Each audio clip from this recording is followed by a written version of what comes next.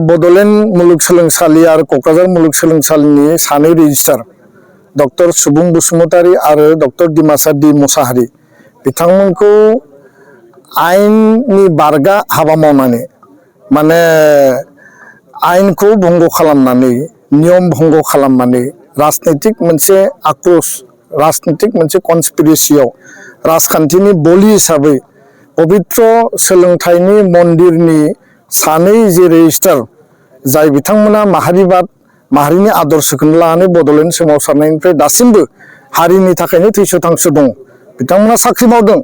नाथाय बिथांमोना माहारिनि थाखाय हाबा मावबोदों बिथांमोना कुनु पलिटिकल पार्टियावबो गैया आरो कुनु पलिटिकल इन्ट्रेस्टबो बिथांमोना गैया 29 नभेम्बरनि घटनायाव बिथां सानैया कुनु कारनाव कुनु बेलायाव कुनु माने परिबेशाव बिथांमोना जड़ित नङा जों जिखौ एनालाइसिस खालामदों एसेसमेन्ट खालामदों किन्तु बेयाव गोबां राजनैतिक लबि सोलिनाय जों नुबाय बेयाव मोनसे कनस्पिरेसिनि जाल सोलिनाय जों नुबाय आरो राजनैतिक आक्रोशआव बिथांमोनखौ बोखारनानै जरजुलुमै जेराव काउन्सिला मोनसे अट'नमास मोनसे बडि जाय माने इउनिभार्सिटिनि रेजिस्टारखौ बोखारनायनि बिसा डाइरेक्ट थोंजों अधिकार गैया राजभवनाव लेटार हरदों राजभवना एक्न'लेजमेन्ट बायदियै जे जोङो मोनसे सेल्फ एक्सप्लेनेटरि लेटार जोङो बिटिसिनिफ्राय मोनदों बेखौ जोङो भिसिनो इन्टिमेसन होबाय बेबायदिसो बेयाव लिरनाय दं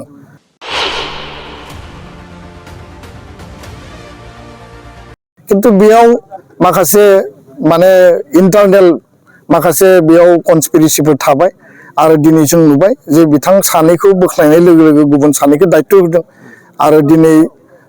सोरबा गुबुन गुबुन जायफोरा सरकारि फरायसा आफाद दङ बे माने पार्टिनि फरायसा आफादफोर बिथांमोना बिनि सायाव जुक्ति माने बेसिसफोरखौ होनो नागिरदों किन्तु बे आयेनाव बियो जेनगोन आरो आयेनाव जुडिशियेल लिगेल जेला फाइट जागोन अट'मेटिकेलि बिथांमोना जेखौ आयेन भंग खालामनानै मावदों बेयाव जेनगोन आरो जों खावलायो हाग्रामा महिलारि बिथांखौ जे बिथांनो रायजो राजाया मेन्डेट होबाय बिटिसिखौ मोजाङै सालायनांगौ रायजो राजानि जौगानायनि कमिटमेन्ट खोथा बाथ्राफोरखौ जेखौ बिसायख'थियाव बिथांमोना बुंदोंमोन बेखौ लानानै गोख्रोङै मोजाङै मावफुंनांगौ आरो बेखौ बाद होनानै जुदि सोरबा माने रेजिस्टारनि सायाव सोरबा व्यक्तिनि सायाव जाय मानसिफोरा जोंनिनो माने फोरोंगिरि जोंनिनो बिदा आरो बिथांमोना क'क्राझाराव थानानै बर' हारिनि उथुमायाव थानानै बिथांमोना माहारि दानायनि थाखाय बड'फानि सोमावसारनायनि समनिफ्रायनो दिनैसिमबो जातिनि थाखाय दङ बेबायदि मानसिनि सायाव जुदि राजनैतिक आक्रोश देखायोबा आरो समाजाव हारिनि सार्थनि थाखाय माहारिनि सार्थनि थाखाय खोथा बुंग्रा मानसिफोरनि खुगाखौ बेबायदि एक्सन लानानै जुदि बन्द खालामनो नागिरोब्ला हारियालाय बबे लामाजों थांगोन हारिया बबे लामाजों जौगानो नागिरदों दा बेखौ जोङो नुनानै सोमोनांदों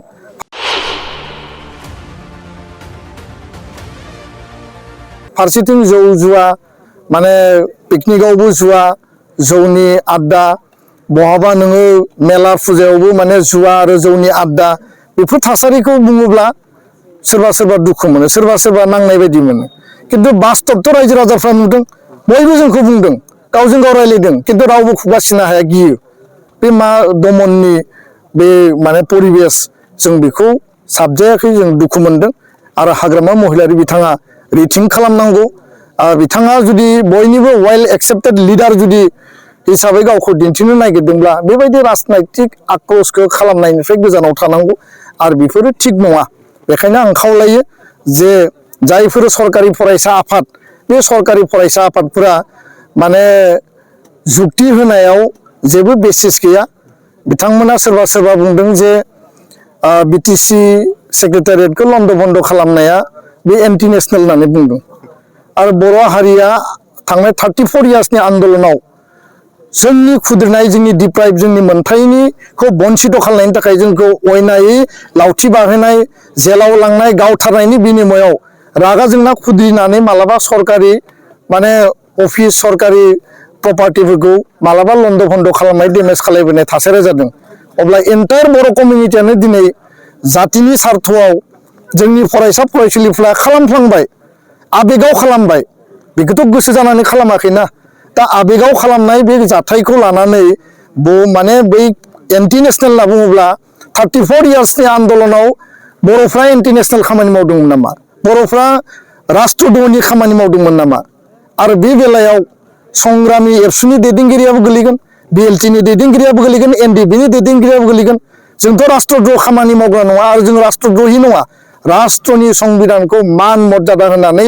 जोंनि आर्टिकेल 2 आरो 3 आव आलादा रायजोनि दाबिनायजोंसो दिनै बिएसि बिटिसि बिटिआर मोनदों बेफोर खोथा बाथ्राफोरखौ बुंनानै मा बुजायनो नागिरदों ओरैनो माने एसे मेलेमजों एसे माने गियानजों खोथा बाथ्रा बुंब्ला बे मालाबाबो जास्टिफाइड आरो लिगेल जाया बेखिनिखौनो बुंबाय बे रिलिज होनाय अर्डारखौ उइथड्र खालामनांगौ आरो गोख्रैनो सानसे साननैनि गेजेराव दुलाराय बर' फरायसा आफादनि बेखौ लानानै प्रटेस्ट डेमनस्ट्रेशन आरो प्रटेस्ट धरनाया जागोन।